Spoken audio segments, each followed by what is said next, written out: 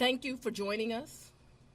I'm here with the prosecutors and investigators who have worked diligently on the investigation of criminal attempts to interfere in the administration of Georgia's 2020 presidential election. Today, based on information developed by that investigation, a Fulton County grand jury returned a true bill of indictment, charging 19 individuals with violations of Georgia law arising from a criminal conspiracy to overturn the results of the 2020 presidential election in this state. The indictment includes 41 felony counts and is 97 pages long. Please remember that everyone charged in this bill of indictment is presumed innocent. Specifically, the indictment brings felony charges against Donald John Trump, Rudolph William Louis Giuliani, John Charles Eastman, Mark Randall Meadows, John Cheeseborough, Jeffrey Clark, Jenna Lynn Ellis, Ray Stallings Smith III, Robert David Cheeley, Michael A. Roman, David James Schaefer, Sean Micah Tresher Steele, Stephen Cliffgard Lee, Harrison William Prescott Floyd, Travion C. Cootie, Sydney Catherine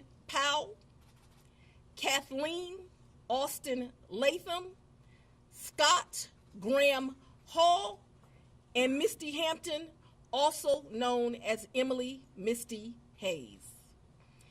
Every individual charged in the indictment is charged with one count of violating Georgia's Racketeer, Influenced, and Corrupt Organizations Act through participation in a criminal enterprise in Fulton County, Georgia, and elsewhere to accomplish the illegal goal of allowing Donald J. Trump to seize the presidential term of office beginning on January 20th, 21.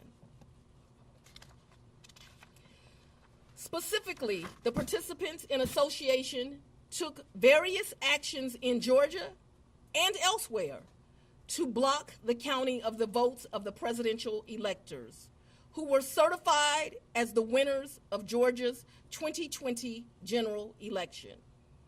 As you examine the indictment, you will see acts that are identified as overt acts and those that are identified as predicate acts, sometimes called acts of racketeering activity. Overt acts are not necessarily crimes under Georgia law in isolation, but are alleged to be acts taken in furtherance of the conspiracy.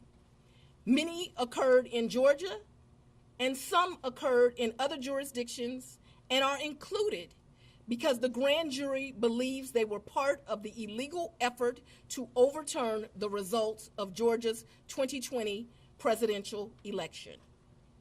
The acts identified as predicate acts or acts of racketeering activity are crimes that are alleged to have been committed in furtherance of the criminal enterprise.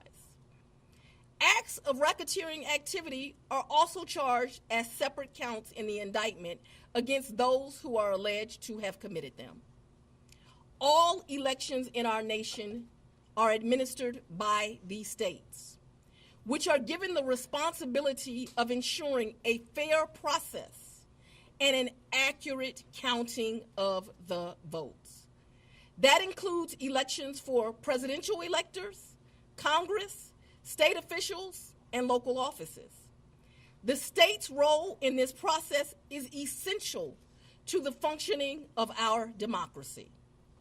Georgia, like every state, has laws that allow those who believe that results of an election are wrong, whether because of intentional wrongdoing or unintentional error, to challenge those results in our state courts.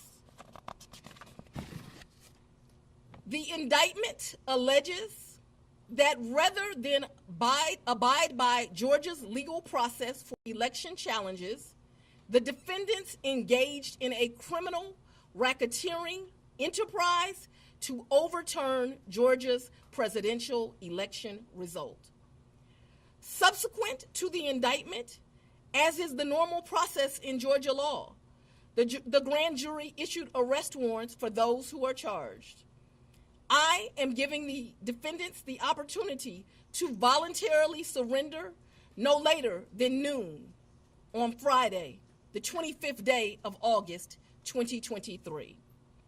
I remind everyone here that an indictment is only a series of allegations based on a grand jury's determination of probable cause to support the charges. It is now the duty of my office to prove these charges in the indictment beyond a reasonable doubt at trial. I would like to take a moment to thank the Superior Court Clerk, Shay Alexander, and her staff for staying late and making sure that this indictment was processed. I would also like to thank the men and women of Sheriff Labatt's office for keeping the courthouse open, but most importantly for keeping us safe over the weeks and months that have led up to this indictment, and for what I know they will continue to do to keep us safe. We also want to thank the Atlanta Police Department and other law enforcement partners who have worked with the sheriff to keep us safe. I will now take a very limited number of questions prior to going to sleep. Madam District Attorney. If you don't mind, Surveyor 11 to 11 alive. Quick question, can you clarify in Georgia the mandatory minimum when it comes to RICO charges, whether it's servable by probation or how that might play out?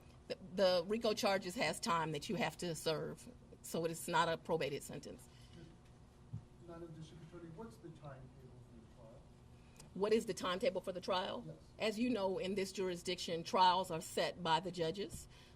And so it will be the judge that sets the date of the trial. This office will be submitting a proposed scheduling order within this week. However, that will totally be at the discretion of the judge. And you want to be you're the fourth jurisdiction now to indict Donald Trump. You would be the fourth one to try him, or could you move it up? You want to be the first to try him? I don't have any desire to be first or last. I want to try him and be respectful for our sovereign states. We do want to move this case along, and so we will be asking for a proposed order that occurs a trial date within the next 6 months. Madam District Attorney, earlier today there was a fictitious document, according to the Fulton County Clerk's Office, that was circulated online with charges against former President Donald Trump. That fictitious document matched exactly the charges that we now see in this indictment.